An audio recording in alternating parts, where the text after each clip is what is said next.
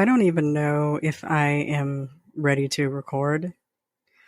Like, I was doing my prep and then I was like, you know what? We'll do it live. I'm so tired. It's like not sunny today, so I don't have the sun to bring me energy. Anyway, hello, hi. Welcome back to the Bookcast, my platform for sharing short fiction and updates on what I'm reading and writing. This is episode 51, and actually, coincidentally, as if anyone cares, the start of season 4 of the Bookcast. I started this little venture as something to do with my time. I'm like, I don't know what to do with my hands. And I saw other people like reading short fiction and talking about their process and basically creating a spot for them to talk about themselves. And I was like, hey, I like talking about me. Let me try it. And here we are years later, episode 4 later, 51 episodes of me talking about me later. I actually kind of really like this. I started back with the podcast regularly because I didn't want to write a newsletter. Can you imagine like everything I talk about in a newsletter? I can't either. I'm not writing all that. So instead of like being cagey and brief in written words, because ain't nobody reading all that, I just decided to rev up the podcast and talk about it. I do still have a newsletter. You can join the newsletter at booksbydlwhite.com/newsletter. But I'm like only sending it out once a quarter, or when I release a new book, or there's something big, huge, exciting going on that I need everyone, all 1,100 people on my newsletter list to know about. I've been trying to let it grow organically. I'm just not a big newsletter gal. Even the ones that I get, I look at it and I scroll through it looking for anything awesome. Pick out a few things, buy books, archive it. This is episode 51, start of season 4 of the Bookcast. Happy to be here. I am DL White. Did I introduce myself? I'm DL White. I'm an author of 12 contemporary Southern and romantic fiction novels featuring Black men and women. I am also a big fan of books, so we usually begin with the book report, which is going to be the most haphazard you have ever seen a book report be. And we talk about the writing I'm not doing. I'm not currently writing a darn thing. I'm trying to plan a fan fiction story, but everything sounds boring to me. We'll talk about that later. If you're new here or a seasoned listener, a bibliophile, or just looking for a good read, I hope you'll enjoy today's show. It's always a circus. I am happy to have your ears for this time. I'm excited to share my love of reading and writing books with you.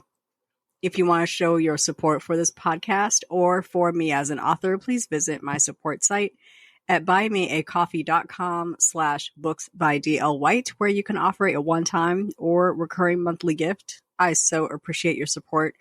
The other way you can support is to buy my books.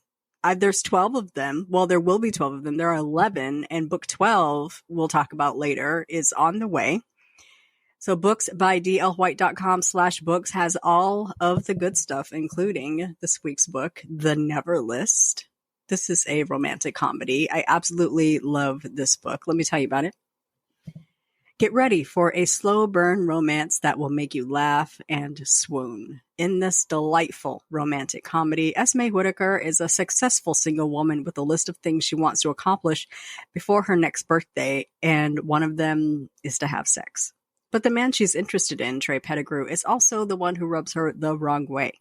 However, fate intervenes when Trey rescues Esme from an attack, and they're forced to work together on a business deal. Trey is determined to make up for his past behavior and win Esme's heart, but she's not interested in anything after hours, that is, until Trey discovers Esme's Never List. As they navigate their conflicting priorities and undeniable attraction, they realize that sometimes life has its own plans. With relatable characters and witty dialogue, The Never List is a charming tale of two people who find love when they least expect it. I want to also issue a content advisory for this book. There is an attempted robbery and assault, and references to the attempt and references to mental illness in this book. So proceed with caution and maintain self-care I need to change one thing in here. So this morning when I pulled this book up to look at the blurb, I decided that it was boring and I kind of wanted to punch it up a little. And so I went through and did some edits, but I have a word in here that it doesn't belong. And so now, because I saw something shiny, I am distracted and I have to go through and make changes on the fly. We're doing it live today, people. The Never List is, of course, available on my website. If you go to booksbydlwhite.com/neverlist, it has this book available in ebook and print. Select titles in my catalog are available in ebook, print, and audio directly from me at payhip.com/booksbydlwhite. This puts the monies directly into my pocket with virtually no middleman, taking 30 to 70% of the retail price. But if you prefer to buy them retail, all of my titles are available in ebook wherever they're sold: Amazon, Barnes & Noble, Nook, Apple Books, Kobo Books, Google Play. They're also available in print at bookshop.org and resistbooksellers.com. I actually went to Resist and signed all of the stock that they had. So I imagine if you buy it now, you'll probably get a signed copy. They're also available via subscription sites like Scribd and Kobo Plus, and they're available to request at your local library. I love to hear that my books are added to circulation at your library and you're reading via Libby or Hoopla. And I love seeing my books on your shelves, so post those pics. Sometimes you can tag me, sometimes you can't, but I'll find it. I'll find it. Today we will start with the book report as always. Then we'll talk a little bit about writing. I'm not doing much writing. I'm doing mostly thinking and planning. We'll talk about that. Today is Saturday, July 29th, 2023. It is 9:16 a.m. It is a gray day in Atlanta. I don't know if it's raining, but it's gray. I have a mic and I am ready to dig in. But first, and I really, really need this coffee.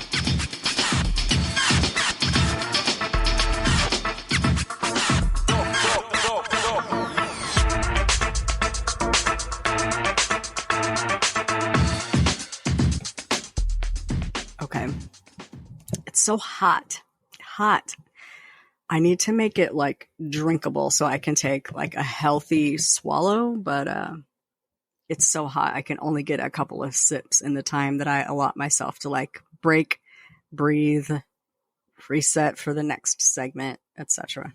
So let's start with the book report because I am a book head. If I do anything, I'm going to read a book or listen to an audiobook. I have read, let's roll on over to the Goodreads challenge. I have read 102 books of my challenge to read 150 books this year. I should take bets on whether I need to raise my challenge goal again. I recently raised it from 100 to 150 and I'm at 102. It's not even August. What do y'all think? I should put up a poll somewhere. Typically what I like to do is like aim for 100 or 150 and then see how far above that I can get because it's kind of funny to see like 152 over 100. We'll see. I'm interested in where I end up this year. I'm writing more this year than usual, so typically that means I would be reading less, but because I work at home by myself during the day and I'm either listening to podcasts or audiobooks, I'm not really missing out on reading time because I'm not writing while I'm at work, typically. I might edit while I'm at work, but not writing while I'm at work. So I'm 17 books ahead of schedule. It is starting to slow down for me a bit, mostly because my brain is so tired from writing the book that I just can't really think. Nothing's really holding my attention. I definitely needed to switch genres. I was reading a lot of romance while I was writing the romance, and I'm basically very tired of romance right now. Not that I'm not reading it, but I'm definitely reading other things more than I'm reading romance. But I'm still very much in the habit of reaching for if something sounds good, I'm just like reaching for it. I don't know where I left off, so I'm kind of just going to go through, like, I know I talked about Coffee Break. I think I talked about Coffee Break by Navy Winters. She's a new to me author. I don't know. I don't know where I left off, so I'm just looking through my list here, actually. A Wife for Sale, an Emerald City novella by Aubrey Penn. I really like Aubrey Penn's. I like her books, so I read her. Time Waster by Jessica Terry. I think this book, it's Mr. Time Waster by Jessica Terry. I think this book actually comes out on Tuesday. So, preemptively, happy book launch day, book birthday to that book.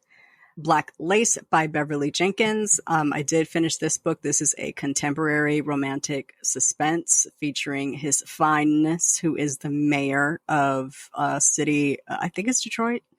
I really like Bev Jenkins' historicals. Her contemporaries are okay, but I just really like her historicals. So I'm looking forward to getting back to the historicals. I listened to The Watcher Girl by Minka Kent. I really want myself to stop reading Minka Kent. Like, in the past, her books were good, but like recently I'm reading it and I'm like, what is this? Like, you can tell, like, the book just falls off a cliff. I'm reading it. I can hardly remember what this book was about, but it got to a certain point where I was like, okay. And then what? I want to stop reading Minka Kent. I think I'm done. I read Holding by Alexandria House. This is a new book in the St. Louis series. This is her black hockey romance players series. It was heckin' good. It's brand new, so not a whole lot is out about it yet. Can't wait to talk about it. Really liked it. I listened to Save Your Breath by Melinda Lee. I'm really like trying to get into Melinda Lee and Kendra Elliott because both of them have a metric ton of thriller and romantic suspense books out, and I'm trying to get into them because I just don't see Black authors really digging into that. And the books are really hit or miss for me. I tried a Kendra Elliott. It just was not for me. I think Melinda Lee might be more my speed. I enjoyed this book, but it's like book number 6 in a series. And I'm not going to go back and read the first 5 because now I know what happens. I managed to find a couple of Mary Burton books that I hadn't listened to. I think maybe they just weren't out in audio before. Hide and Seek, which is Criminal Profiler number 4. Really enjoyed this one. I actually just have had it going, like, I started and then I just keep going. I was doing laundry. I was doing dishes. I made myself a salad. It was just just walk around the house, listening to an audiobook. My roommate's like, what are you listening to? Because it is like it's a thriller suspense novel, and somebody gets kidnapped and they're trying to find the kidnapper, and my roommate is like, what are you listening to? And I'm like, oh, it's a thriller, it's really good. She's like, oh girl. So I turned it off for a second because I was like, okay, read the room. Tough crowd. So so I had to go ahead and turn that off. So I finished that one on the 27th, so a couple days ago. Then I started A Twisted Love Story by Samantha Downing. I like Samantha's work. My Lovely Wife, His Lovely Wife was a really good book. Then I read For Your Own Good, which I really enjoyed. A couple of books in between there weren't really my bag. I'm trying to like A Twisted Love Story. I'm 40% in, and it's kind of getting interesting, but the first 40%, this couple in this book, now it's billed as a thriller. I don't know that I would say thriller, but it's more than a mystery, not quite a thriller. The timeline doesn't snap enough for me. And the thing about a thriller is like there has to be fear for future instances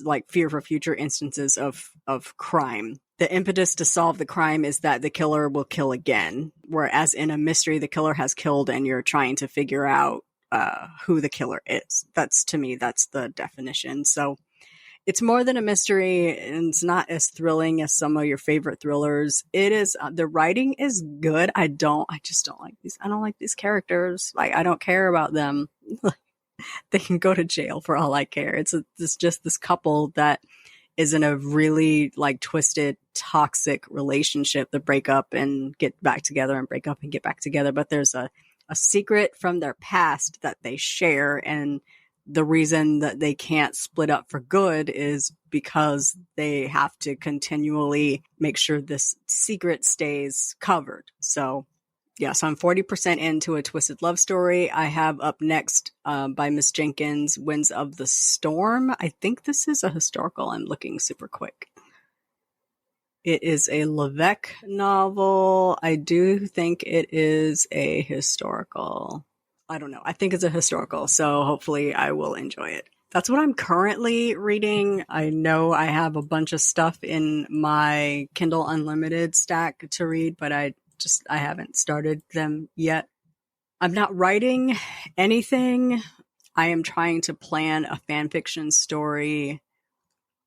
I had an idea, like I just finished writing a vacation romance. So I was like, oh, I could just keep going and just write a little fanfic. But like the further I get away from finishing Elysium, the less I want to do that.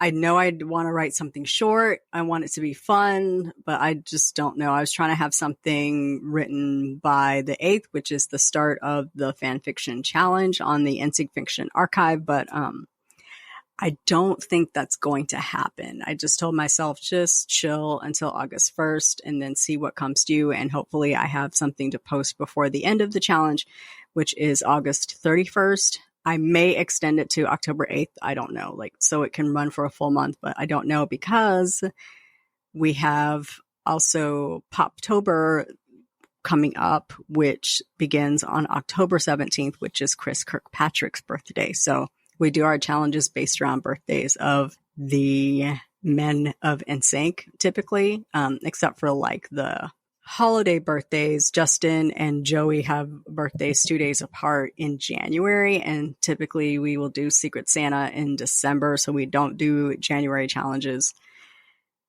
But we'll see. I don't know. We're not going to do Secret Santa this year, so maybe we'll do something in January, and then we do. It's going to be May, which encompasses the anniversary of No Strings Attached, and Lance's birthday, which is May 4th. You know, lots of opportunities coming up to write things. I just haven't posted on the archive since 2021. And the stories I did for 2020 and 2021 were very short one-shots, like maybe 1,000 words. I would like to write something, but I started up the Patreon and we're in the Discord and we're tossing around story ideas. And more than writing, I just would like to provide a space for writers to talk and throw around ideas and support each other, pump up their stories, etc. Some of us haven't written in a while, and it's nice to have the support of other writers while you're struggling through, which is a thing I know because I am a member at Wordmakers, and that's what we do.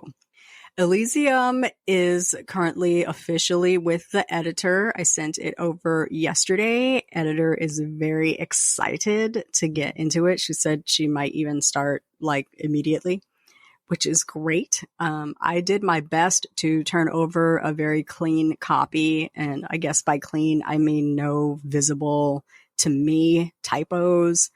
I did a good read through. I actually put it into Vellum and got it all set up, typeset, formatted, just so I could see like what it looks like. And then I sent it to my Kindle to read through and made my marks and updates, and then went back and did my updates to the file, then exported that to Word and sent that updated Word document to my editor. So when I get it back, I can kind of just go through her comments one by one and update the Vellum file. And we should hopefully have a nearly error-free novel that flows well, that doesn't drag, that isn't boring in parts, that doesn't have parts that don't make sense. So we'll see how long it takes. It's predicted to take about 4 weeks to edit. So I could potentially be looking at having a release at the end of August or early September, which is on par for me. I will admit to normally not sending it through a professional editor. My beta is typically very good at pointing out more than she's contracted to point out. So spelling errors, things that don't make sense, along with her opinion of story flow, how the story goes. I also get like editor level comments from her. But I also feel like I need to level up with my work, and that means contracting an editor to make sure that the book is the best it can look. I did my own cover for this book because I did not find a cover that I really wanted enough that fit the motif of the book and the Black Diamond series. I like my self-created covers. So we're going to stick with those, but I did get a full wrap. I did update the cover for Beach Thing to match Elysium, and it will match the Pearl coming after. And then I did a full wrap for Beach Thing. I'm waiting on the print proof of that to come in before I can advertise it. I think I mentioned that last week that I updated the cover for Beach Thing. The ebook cover has been updated and should be distributed amongst all the platforms. But I think you have to delete and repurchase the book if you want the new cover. So unfortunately, or you can, buy a new ebook copy of it from me at booksbydlwhite.com/beachthing. So once the book is done, actually I could have the full wrap cover done now, since I know pretty much how long the book is going to be page-wise. I should look that up because I don't honestly know by heart how many pages. Let me see. Print. It's going to be 5x8, just like Beach Thing. There are 224 pages in this book. I think Beach Thing is only like 158 pages or something like that. Beach Thing is 180 pages. I honestly wrote my tail off on Elysium. I really hope people enjoy it. I like it a lot. The more I read it, I've read it many times now. I really like it. I think it turned out great, and I hope that readers like it as well. So, book is with the editor. It'll take them 3 to 4 weeks to edit. Once I get it back, actually while it's being edited, I am prepping vellum. I'm going to have the full wrap cover completed so that once it's done editing, I can update the file in vellum and send it off to all of the places. So I'm just kind of thinking about how I'm going to distribute this book. It will first go to my paid subscribers, and then it will hit my website store. So I am hoping to have the ebook available. I will not have print copies, but you can do a print pre-order. I think I can do a print pre-order, but you will see. That's the plan. The plan is to do ebook available immediately, a print pre-order. I can't do a simultaneous drop unless I wait for the books to be printed and shipped to me. It's hard for an indie author to do a simultaneous drop unless the pub date is way far off in the future, and I don't want to wait. It'll be like a summer vacation romance that comes out in November. Website, it'll be on the ebook. This book will not be in audio anytime soon. That I have to come out of pocket with audio, and I don't have it. I just don't have it. And then it will hit retail stores, I don't know, probably 2 weeks later. Depends on how long I can wait for that. Toying with not sending it through BookFunnel or having it available in ebook just as an EPUB that you can get from PayHip also through BookFunnel. So you'll get it both ways. So you can just side load it if you know how. Because I know a lot of people don't really like BookFunnel, and there just isn't really a good way to deliver ebooks unless we do it through BookFunnel.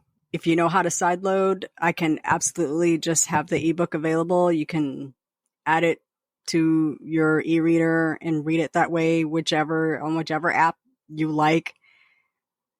But you won't be able to like make notes and highlights or anything until it's up on Kindle. That is the route that I plan to take. I do certainly hope to get a lot of sales from my website, having it available at the Books by D.L. White store first, and then it will roll through all of the retail sites. It'll probably be up at like Google Play almost immediately, and then it'll roll through the other sites. It'll probably be up at Amazon the quickest. It does take a while for books to distribute through Draft to Digital. It will also be available on Kobo Plus. If you are a subscriber, it will not be available on Kindle Unlimited, but if you are a member of Kobo Plus, it's like Kindle Unlimited, except I don't have to be exclusive to Kobo, so you can borrow it, read it, return it. I get paid for time spent in the novel. I don't get paid by the page. I get paid for however long you spend in that book. That's how they guarantee that people aren't scamming the system. So if you read the book, I get paid for that. It'll also be available at Scribd. It will eventually hit Scribd whenever they decide to put it up. So if you are a member at any of those sites, that's where it'll be sometime late August, early September. So I'm really, really looking forward to this book coming out.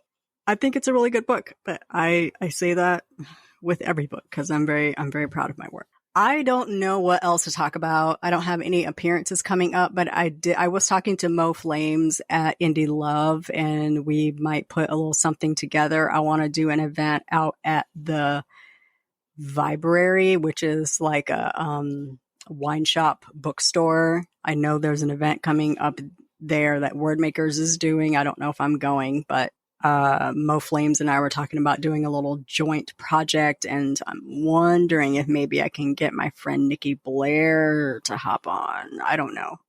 That is not even yet in the works. So we were just kind of talking about maybe doing something this fall, and I said I wanted to wait until I have this book out, and since it's coming, we'll see maybe what we can put together. I'm not interested in putting together a big multi-author event. I'm not that girl, but I would like to get out with the people and see some people sling some books, hug some necks, etc. So we'll see what pops up.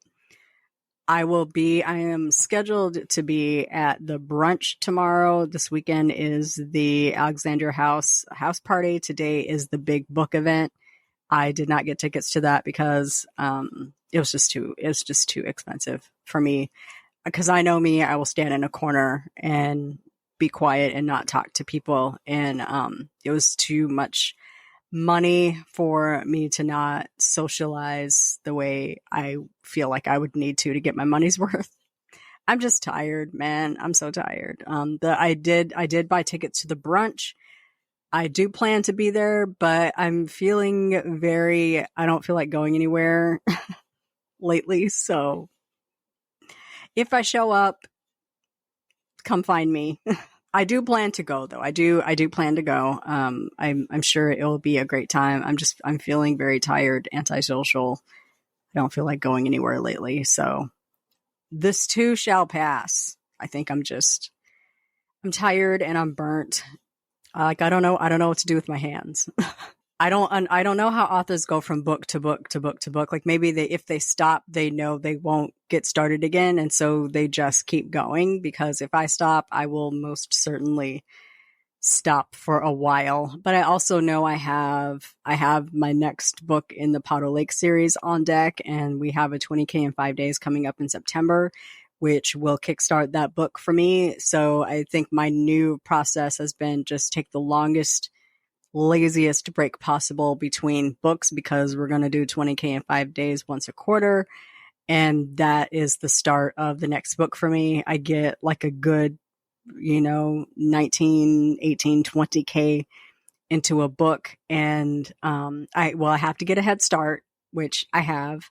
And then I spend 5 days like deep in the world, and then use that as a jumping off point to finish the book. And I think that has to be my next process. Otherwise, books don't get written. I'm not a person that gets in this chair every day and writes 1,000 words and then goes about my day. I have a concentrated amount of time where I write and then I have to put it down and step away and get back into books and all that. I can't think of anything else that I need to share. I was thinking this might be a short episode, but of course it's not. It's not ever a short episode. I can yammer for 30 straight minutes if I'm talking about me. That brings us to the end of today's episode. Thank you for joining me for another episode of the Bookcast. I'll be back next week with a reading update, perhaps a writing update. I don't know. Will I start writing that fan fiction story or will I not? My bets are on not, but we'll see. Please enjoy the weekend. Have a superlative week, and we will chat again next weekend. Bye-bye.